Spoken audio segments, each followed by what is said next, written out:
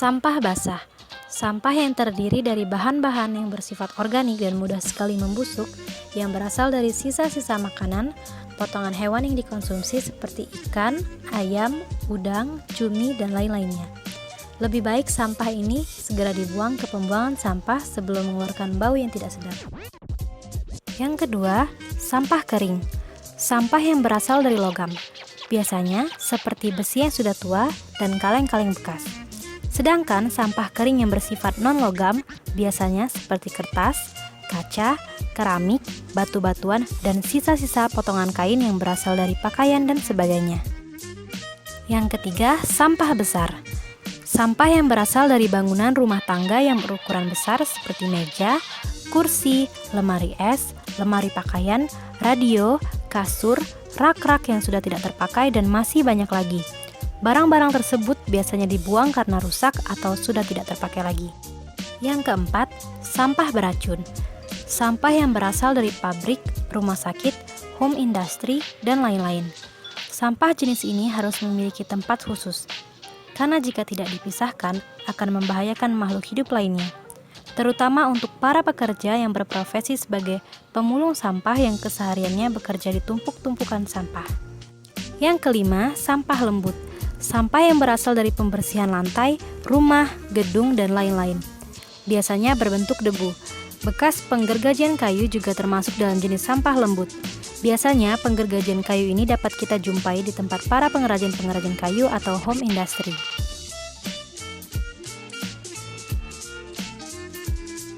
Yang keenam, sampah anorganik. Kebalikan dari sampah organik, jenis sampah ini tidak dapat terurai secara alami seperti halnya sampah organik. Contoh sampah ini yaitu plastik dan kaleng-kaleng bekas. Sampah-sampah tersebut butuh penanganan khusus agar bisa terurai. Beberapa pihak memanfaatkan jenis sampah ini sebagai peluang usaha kerajinan tangan yang menjanjikan. Yang terakhir, jenis sampah organik. Sampah ini sudah sering kita dengar, dan mungkin sebagian besar dari Anda sudah cukup pandai membedakannya. Sampah organik ialah sampah yang terdiri dari bahan-bahan yang masih dapat terurai secara alami.